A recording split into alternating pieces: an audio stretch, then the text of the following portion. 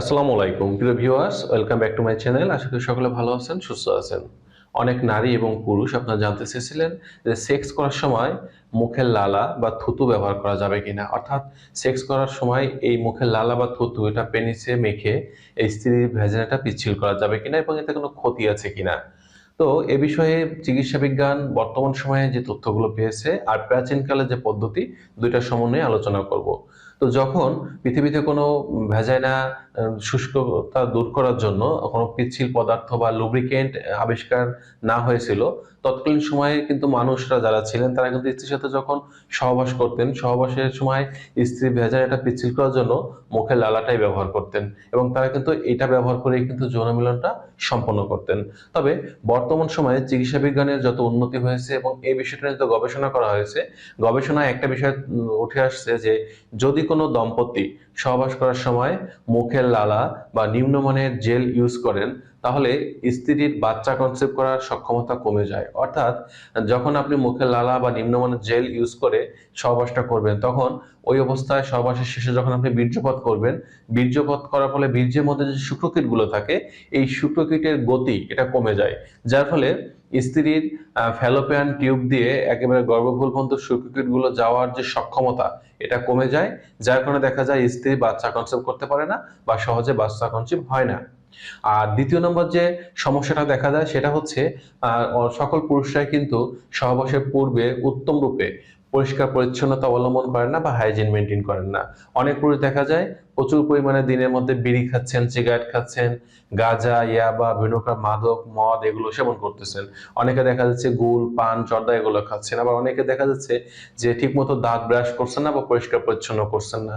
তো এই সকল কারণে মুখে অনেক প্রকার জীবাণু বা ব্যাকটেরিয়া থাকে এবং এই জীবাণু বা ব্যাকটেরিয়া যুক্ত লালা যখন আপনি সহবাসের সময় আপনার পেনিসে ব্যবহার করবেন বা স্ত্রীর সাথে সেক্স করবেন, তখন তো খুব সহজেই মুখের এই জীবাণুগুলো দ্বারা আপনার স্ত্রীর যোনিপথটা সংক্রমিত হতে পারে। তাছাড়া বর্তমান সময়ে যে দেখা যাচ্ছে যে সকল নারী বা পুরুষ আছেন, ম্যাক্সিমাম নারী পুরুষ কিন্তু এক বা একজন পার্টনারের মধ্যে সীমাবদ্ধ থাকছেন না।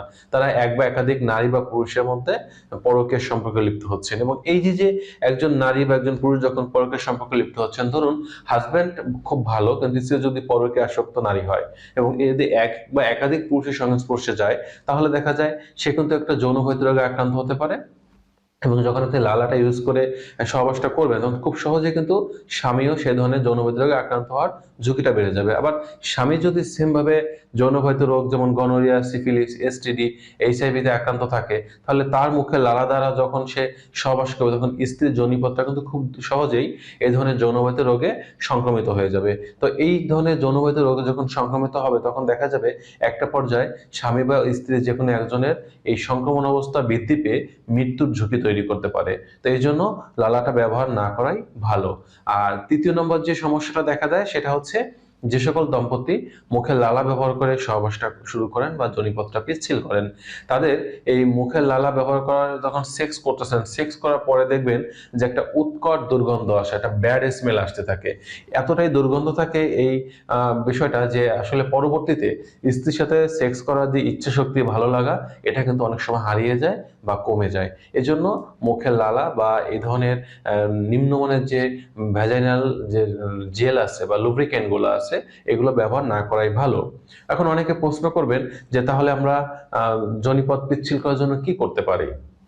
এক্ষেত্রে আপনাদের প্রথম পরামর্শ হচ্ছে কোনো কিছুই ব্যবহার করতে হবে না, আপনার কিছু ন্যাচারাল পদ্ধতি অ্যাপ্লাই করতে হবে। ন্যাচারাল পদ্ধতিগুলো কি?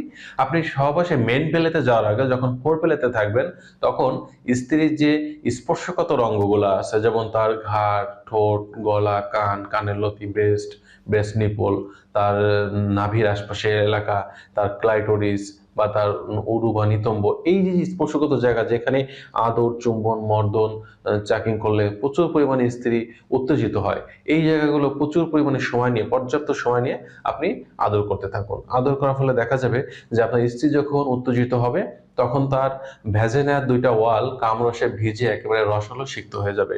ঠিক এরকম একটা অবস্থা যখন আসবে, তখন আপনি আস্তে আস্তে করে আপনার পেনিসটা ভিতরে প্রবেশ করেন বা পেনিট্রেশন শুরু করুন। আর যত সময় এটা না হচ্ছে তত সময় এই ফোর প্লেতে অংশগ্রহণ করুন। তবে অনেকে বলবেন যে আমি দীর্ঘ সময় ফোর প্লে করছি, তারপরেও কিন্তু স্ত্রীর জায়গাটা পিচ্ছিল হচ্ছে না। যদি এমনটা হয় সেক্ষেত্রে বাজারে বিভিন্ন ধরনের জেল কিনতে পাওয়া যায়, লুব্রিকেন্ট পাওয়া যায়, আপনারা সেগুলো ব্যবহার করতে পারেন। তবে বাজারে যে লুব্রিকেন্ট গুলো পাওয়া যায় তার মধ্যে মোটামুটি আমাদের দেশে যেগুলো প্রচলিত তার মধ্যে ভালো মানের হচ্ছে কেওয়াই জেলি। এই কেওয়াই জেলি অথবা মাই জেলি, ইজি জেলি, এছাড়া দেখা যাচ্ছে যে অন্যান্য আরো অনেক কোম্পানির বিভিন্ন ধরনের জেল বাজারে তৈরি করেছে বা এটা ছেড়েছে। তো এক্ষেত্রে কিন্তু দেখা যাচ্ছে যে আপনারা চাইলে আপনাদের পছন্দসই যে কোনো একটা জেলি এটা কিনতে পারেন, যেটা আপনাদের দাম এবং পছন্দের মধ্যে একটা সামঞ্জস্যতা বজায় রাখে। সেরকম একটা জেল কিন্তু আপনি কিনতে পারেন, কিনে আপনি এটা ব্যবহার করতে পারেন। আর মজার ব্যাপার হচ্ছে যে একটা জেল কিনলে এটা কিন্তু আপনার 6 মাস থেকে বা তার থেকে বেশি দিন চলে যায়, কারণ আপনি তো আর প্রতিদিন সেক্স করতেছেন না, অর্থাৎ এটা শুধুমাত্র সেক্স করার সময় ব্যবহার করবেন। তো এই ক্ষেত্রে একটা জেল কিন্তু অনেকদিন চলে যাচ্ছে, সামান্য কিছু টাকা খরচ করলে কিন্তু আমাদের এই ঝামেলা থেকে আমরা মুক্তি পেতে পারছি। আরেকটা বিষয় হচ্ছে যদি কেউ এই ধরনের জেল ব্যবহার করতে না চান সেক্ষেত্রে আরো ভালো হবে যদি আপনি এক্সট্রা ভার্জিন অলিভ অয়েল তেলটা ব্যবহার করতে পারেন, অথবা তার থেকেও ভালো হবে যদি আপনি এক্সট্রা ভার্জিন নারকেল তেল ব্যবহার করতে পারেন, বা নিজেই যদি অর্গানিক পদ্ধতিতে ঘরে বসে নারকেলের তেল তৈরি করে নিতে পারেন, তাহলে এই তেলটা ব্যবহার করতে পারেন। এবং এই তেলটা আপনার এই যৌন স্বাস্থ্যের জন্য বা যৌন মিলনের সময় স্ত্রীর যে ভ্যাজাইনার যে শুষ্কতা বা যোনি শুষ্কতা এটা দূর করতে খুব ভালো কাজ করবে, এবং এটা কিন্তু ক্ষতিটাও অনেকাংশে কম থাকে। তো বন্ধুরা, এই ছিল আজকের বিষয়। সকলে ভালো থাকবেন। আজ এ পর্যন্তই। আর স্বাস্থ্য বিষয়ক যে কোনো তথ্য বা পরামর্শ পাওয়ার জন্য অবশ্যই আপনারা কমেন্ট বক্সে কমেন্ট করতে পারেন। আমি চেষ্টা করবো আপনাদের প্রত্যেকটি কমেন্টের রিপ্লাই ভিডিও দেওয়ার জন্য। আল্লাহ হাফেজ।